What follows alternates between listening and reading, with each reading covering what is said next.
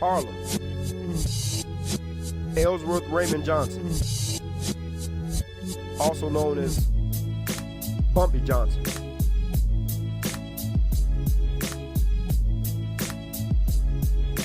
You see, Bumpy was about 21 years older than Malcolm, so he was always the big homie.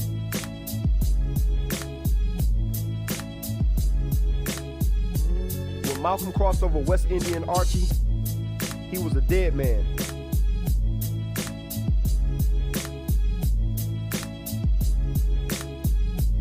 Bumpy was the one that helped Malcolm escape Harlem when he fled to Boston.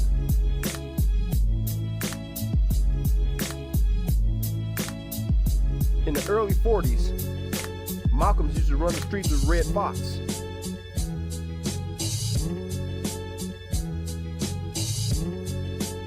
Malcolm and Red Fox were committing crimes together, robbing people, beating people up, stealing. Bumpy was frustrated with Malcolm because he kept telling him to get out of the streets. Bumpy saw early on that Malcolm wasn't a gangster. Although Bumpy was a gangster, Bumpy always took care of Harlem.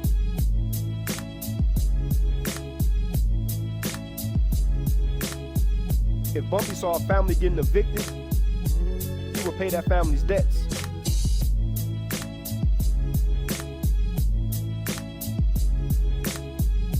Bumpy would spend thousands of dollars on Christmas for kids in the neighborhood.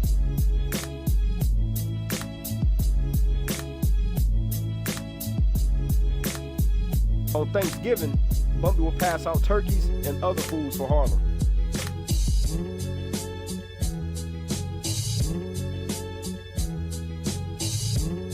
Bumpy and Malcolm met in the early 40s. The two reconnected in the 60s. By the time the 60s came, Bumpy was arrested over 40 times. Bumpy did time in Sing Sing, Leavenworth, Dannemora, and even Alcatraz. Allegedly, Bumpy was the man that orchestrated the escape from Alcatraz.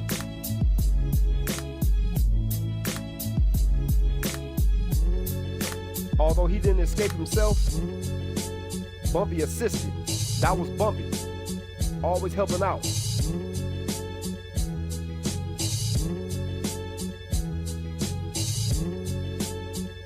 Prison officials said Bumpy was the only inmate at that time that had enough power to have a boat waiting on the outside. Alcatraz is on the island. The only way that you can escape is on a boat.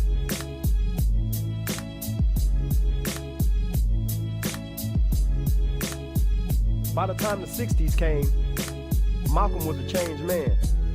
Bumpy was still that guy.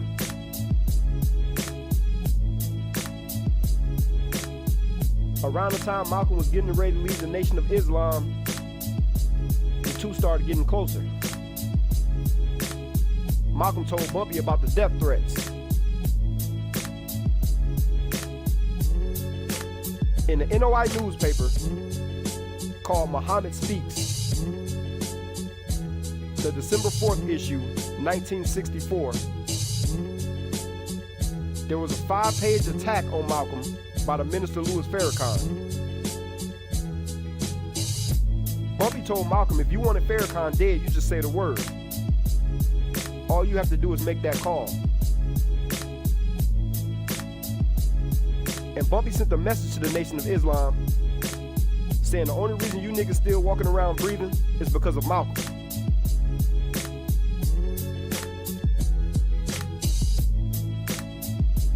Bumpy was ready to go to war, but Malcolm declined. Malcolm said he didn't want black folks killing other black folks.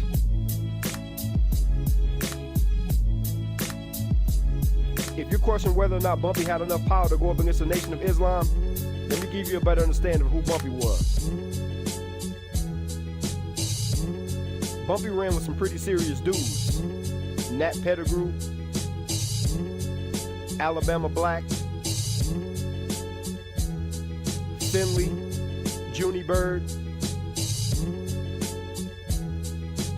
Poor Johnny, Vince Prince, Hoss Steele, Pretty Ricky, Georgie Boy, Frank Lucas, and Bub Hewlett, just to name a few. Frank Lucas, around the time he joined the circle, Frank had 5 contracts on his head.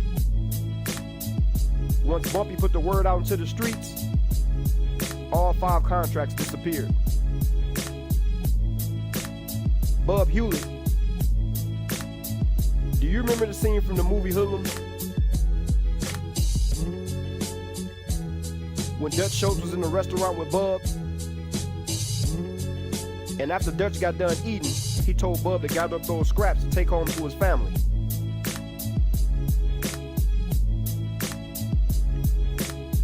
In Bumpy's biography, Harlem's Godfather, written by Mamie Johnson, she said Bub would have taken a bullet before Dutch talked to him that way.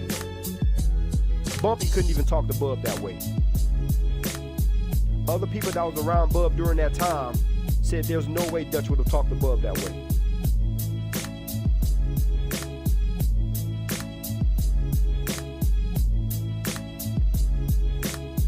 Bumpy also had the blessings from Lucky Luciano and the Genovese family. At this time, Bumpy was the only black man that can make deals with the Italian mob.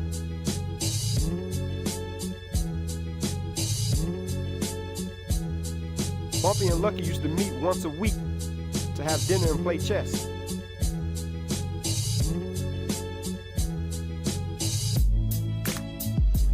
Bumpy had got sent to prison,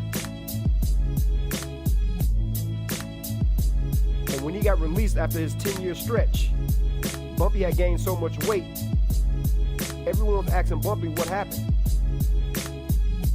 Bumpy said he was in on the inside eating the Italian time.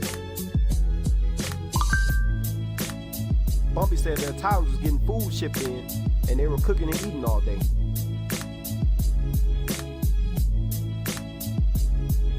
After Bumpy's release, he had a sit-down meeting with Fat Tony Salerno.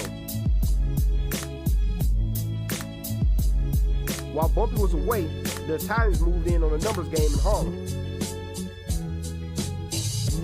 Harlem was Bumpy's territory.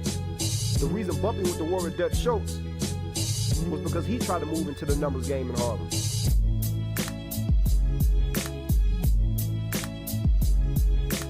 Dutch Schultz was a former bootlegger and driver for Arnold Roth's team.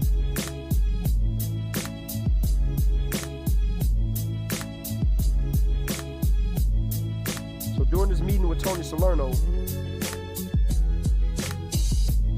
everything was very intense.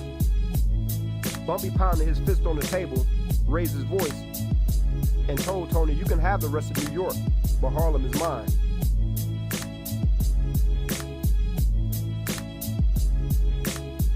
After this meeting, Bumpy sent the message to Lucky Luciano.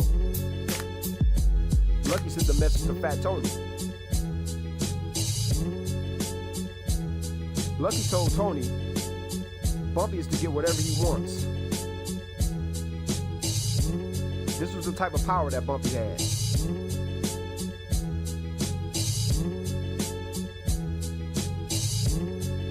Bumpy didn't only roll with gangsters.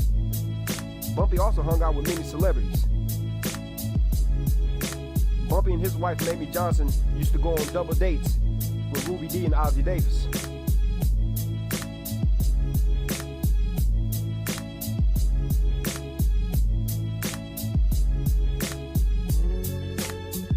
Two weeks before Malcolm's assassination, Malcolm wanted to distance himself from Bumpy for 2 reasons.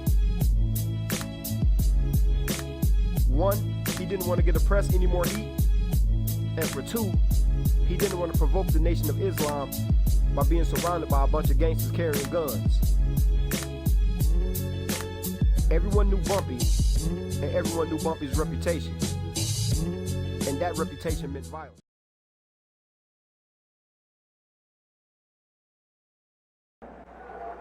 God has made me a better man for you than Malcom X.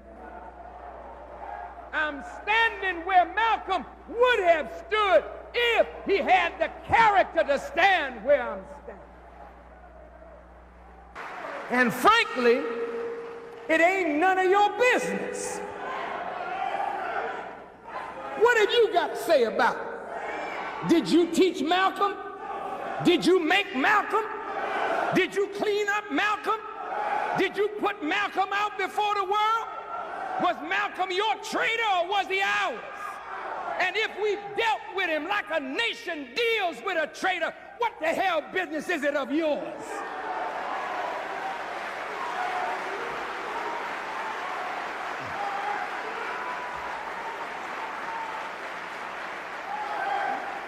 You just shut your mouth and stay out of it.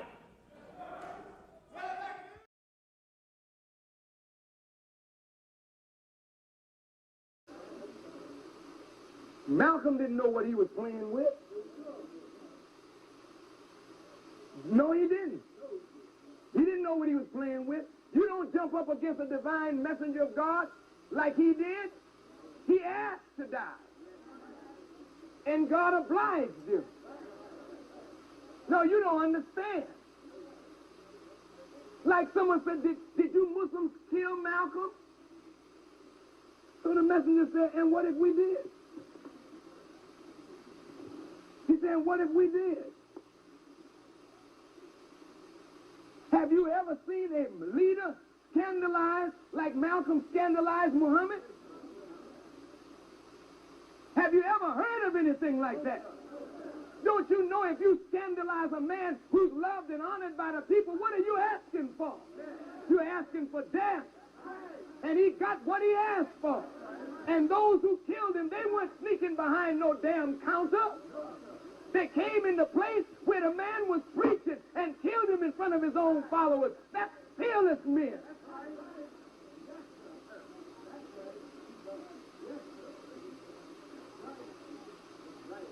And those who were there to guard him, they were ducking. Damn cowardly dogs. Ducking and running under poles instead of trying to protect the man that you say is your leader. You're a damn punk. You don't have no leader.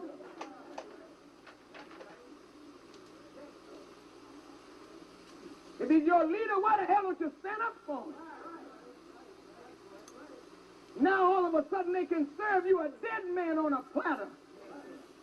And you eat him up as your leader, not knowing nothing about him while he was alive and know less about him now that he's dead. Malcolm's momentum carried him to his death.